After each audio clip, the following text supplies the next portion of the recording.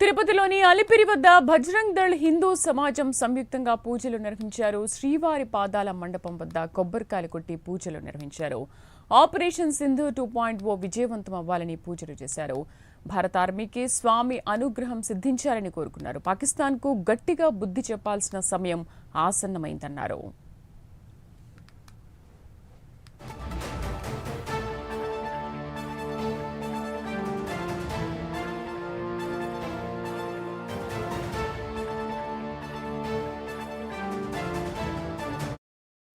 పాకిస్తాన్కి గుణపాఠం కావాలి, జ్ఞానోదయం రావాలని చెప్పేసి బజరంగ దళ్ హిందూ సంఘాలన్నీ కలిపి ఇవాళ అలిపిరి పాదాల మండపం వద్ద పూజలు నిర్వహిస్తున్నారు. ఈ నేపథ్యంలోనే భారత్ ప్రకటించినటువంటి యుద్ధం విజయవంతం కావాలని చెప్పి ఆశిస్తూ చేస్తున్నట్టు పూజలు ఎంతవరకు సత్ఫలితం వస్తాయని చెప్పేసి వారిని అడిగి తెలుసుకుందాం. సార్, ఇవాళ పాకిస్తాన్ మీద చేస్తున్నట్టు యుద్ధం ఎలా భావించాలి? దీన్ని ఇది పాకిస్తాన్ స్టార్ట్ చేసిన యుద్ధం అండి. వాళ్ళు మనల్ని ప్రొవోక్ చేయకపోయినంటే మనం వాళ్ళ వైపు వెళ్ళే వాళ్ళమే కాదు, మనం ఎప్పుడు మనం బాగుండాలి, అందరూ బాగుండాలి అని కోరుకునే దేశమే.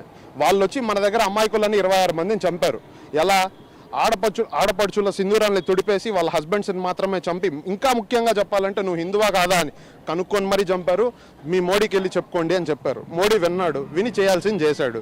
ఇప్పుడు లబలబా మొత్తుకుంటే జరిగేదేం ఉండదు. అన్నీ మూసుకొని వాళ్ళు కూడా రియాలిటీ యాక్సెప్ట్ చేసి ఇండియన్ ఆర్మీతో మనం సరితూగలేమో అని డెఫీట్ ఒప్పుకొని మనకి వదిలేయడం ఒక పద్ధతి.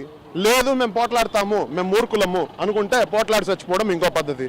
ఏ పద్ధతి అవలంబిస్తారో పాకిస్తాన్ దాని మూర్ఖ ఆర్మీనే డిసైడ్ చేసుకోవాలి.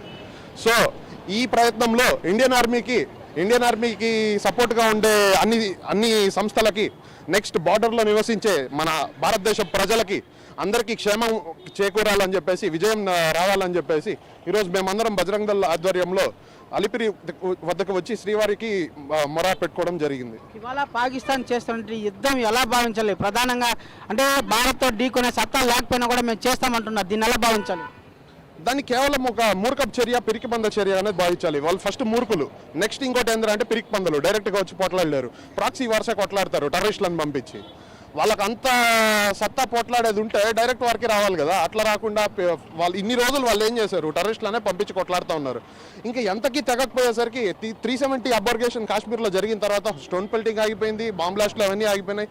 ఇంక ఇక్కడికి గాదరా పెద్ద దెబ్బ ఏదైనా కొట్టాలని చెప్పి వాళ్ళు పహల్గామ్లో 26 మంది టూరిస్టులని, అసలు ఏమీ అపంశోభం తెలియని టూరిస్టులను చంపడం జరిగింది. దానికి మనం రియాక్ట్ అయ్యాం. సో పాకిస్తాన్ ఏదైతే చేసిందో అది తన గోత్తు తనే తవ్వుకున్నట్టు ఉందని నేను చెప్తున్నాను. మీరు ఎలా భావిస్తారండి? ఇవాళ జరుగుతున్న ఘటనలు ఎలా భావించాలి దీన్ని? మోడీ గారికి చెప్పమని చెప్పారు. వాళ్ళు ఏదైతే ఉగ్రవాదులు మన వాళ్ళని చంపారో వాళ్ళకి సూటిగా ఒకే ప్రశ్న నేను అడగదలుచుకున్నాను. ఫ్లూటు జింక ముందు వదాలి, సింహం ముందు కాదు. వాళ్ళు ఫ్లూట్ వాళ్ళు దేశంలో ఉన్న ఉగ్రవాదుల ముందర వాళ్ళు మతాలకు సంబంధించిన వాళ్ళ ఉగ్రవాదులకు వాడాల్సిన పదాలు కానీ అవి వాడికి చెప్పు, వీళ్ళకి చెప్పు, మా మోడీకి చెప్పు అంటే దానికి సమాధానం ఇట్టే ఉంటుంది. రాబోయే కాలంలో పాకిస్తాన్ అనేది మ్యాప్లో లేకుండా చేస్తాము.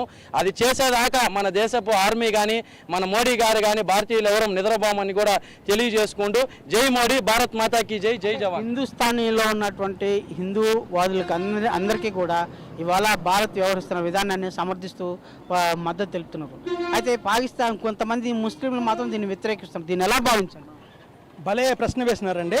భారతదేశంలో అంతర్గత శత్రువులు చాలామంది ఉన్నారు. ఇప్పుడు పాకిస్తాన్ జెండాను అంటిస్తే మా బాధ ఉండే, మా బాధతో మేము అంటించాము, మీకేం కనబడుతుంది? దాన్ని వచ్చి పెరగతారు. ఇప్పుడు పోయి పాకిస్తాన్లో పెరకండి, మిజైల్స్ పెరకండి. ఒకటో ఉద్దేశం.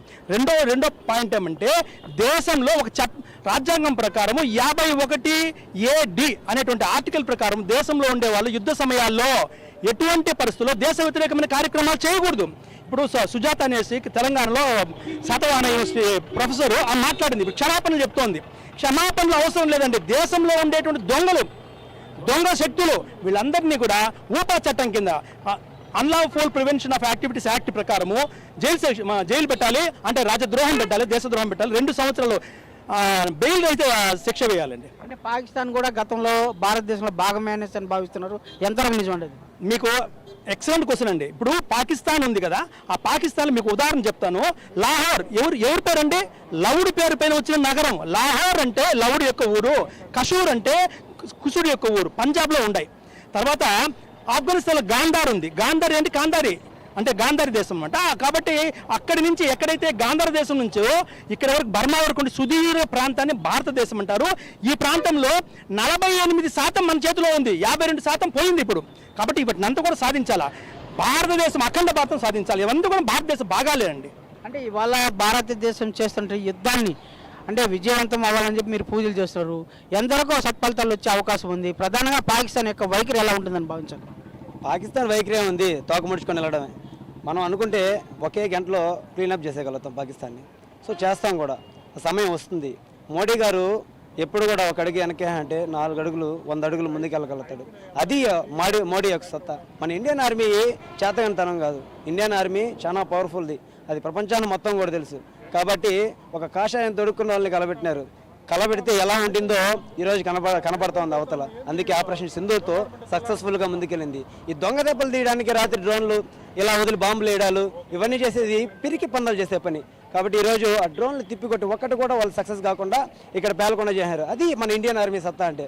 ఎప్పుడు కూడా ఇండియన్ ఆర్మీకి మా యొక్క సపోర్ట్ ఎప్పుడు ఉంటుంది. మేము కావాలంటే కూడా బార్డర్ పోయి ఇండియన్ ఆర్మీకి సపోర్ట్గా ఉండి కష్టపడే విధంగా కూడా మేము సహాయం చేయగలుగుతాం. అది ప్రధానంగా అంటే ఇండియన్ ఆర్మీ సత్తా ఏంటో ప్రపంచానికి తెలుసు. అయితే పాకిస్తాన్ దొంగ దెబ్బ విధానం వల్ల పూర్తి స్థాయిలో ఎదుర్కొనేందుకు భారత సైన్యం కట్టుదిట్టంగా ఉంది. భారత్ చేపట్టే ఏ కార్యక్రమైనా విజయవంతం అవుతుందని చెప్పేసి పేర్కొంటున్నారు. వీడియో జర్నలిస్ట్ నరసింహతో రవి ప్రైమ్.